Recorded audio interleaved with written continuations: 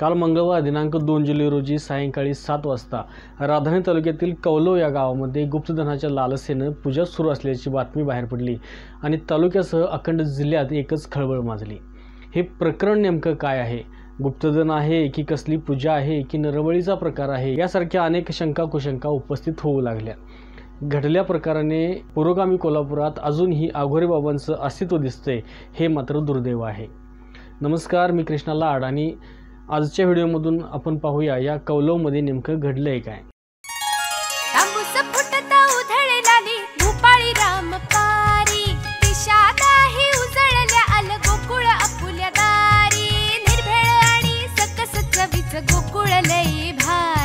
गोकुळ दूध आणि दर्जेदार दुग्ध उत्पादने, चव आहे कोल्हापुरी, गोकुळ लई भारी। उघडकीस आलेला प्रकार मंगळवारी जरी समजला असला तरी देखील याची दबकी चर्चा गेल्या आठवड्याभर कौलो या गावामध्ये सुरू आहे। गावात कुणीतरी बाहेरची वेगळी माणसं वावरत आहेत या जाणीवेने नागरिकांमध्ये संभ्रम अवस्था आहे। ज्या घरामध्ये या लोकांचं वास्तव्य आहे त्या घरमालकाच्या आणि कुटुंबाच्या वागण्यात झालेल्या बदलाने ग्रामस्थांना काहीतरी वेगळा प्रकार घडणार याची जाणीव सुद्धा झाली होती। अगदी शालेय मुलांना देखील या प्रकरणाची भनक लागली होती।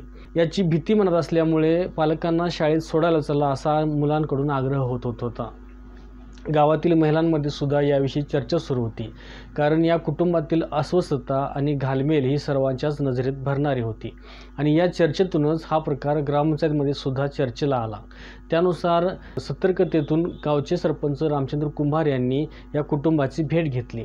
नेमकं त्याच वेळेस सायंकाळी या घरामध्ये मंत्रोच्चाराच्या घोषात पूजा सुरू होती।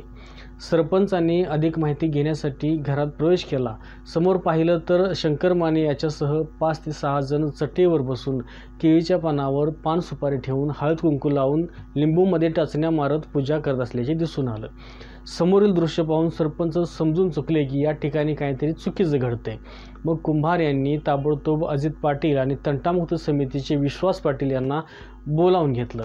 पूजा सुरू असणाऱ्या आतल्या बाजूच्या खोलीत वाकून पाहिलं तर अखंड खोली भरून काढलेला खड्डा पाहून सारे चक्रावून गेले।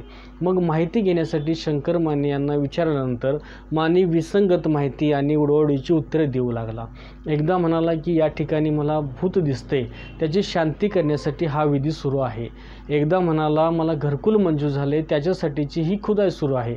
अरे पण घरातल्या घरात तू नवीन घर बांधणार का, असं दरडावल्यानंतर मात्र माने बोलू लागला की गुप्तधन मिळवण्यासाठी ही पूजा सुरू आहे।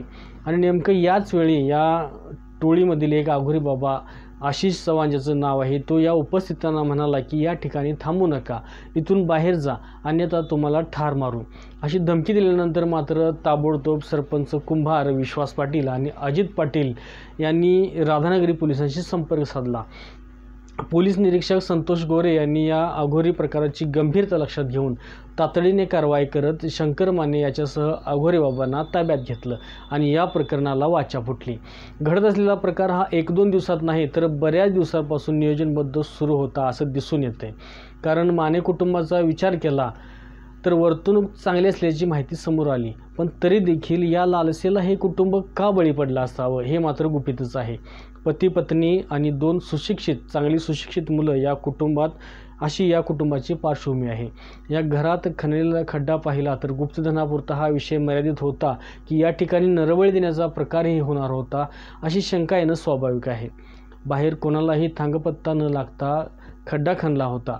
या खड्ड्यात पाणी लागलं म्हणून मोटरनं पाणी काढायला सुरू होतं। पोलिसांनी घेतलेल्या माहितीनुसार नरबळीचा प्रकार नाही असं दिसतंय, तरी देखील जर अशा विधीचा विचार मनात येत असेल, या कुटुंबाच्या मनात येत असेल तर नरबळीचा विचार देखील येऊ शकतो। त्यामुळे हा प्रकार खरंच गंभीर आहे। आता गुप्तधनाचा विषय शंकर मानेच्या डोक्यात येण्यामागे एक गमतीदार गोष्ट असू शकते। ती गोष्ट म्हणजे खूप वर्षापूर्वी शरद माने जेव्हा शालेय वयात होता त्यावेळी कोयना धरणाच्या आसपास कामानिमित्ताने त्याची आजी राहत होती।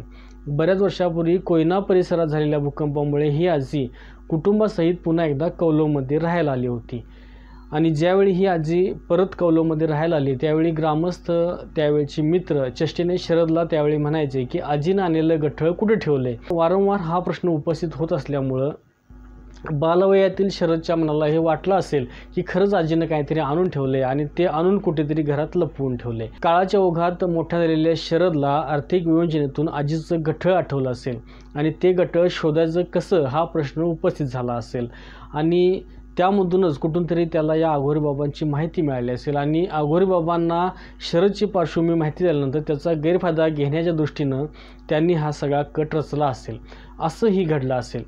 असो, एकूण एक ही सगळी घटना पाहिली तर पुरोगामी आणि सुशिक्षित समजल्या जाणाऱ्या कोल्हापूरमध्ये आजच्या घडीला सुद्धा असे अघोरी आणि अघटित घटना घडत आहेत, हे मात्र दुर्दैवी आहे. अशाच नवनवीन अपडेट पाहण्यासाठी आमच्या KK न्यूज चॅनेलला सबस्क्राईब करा.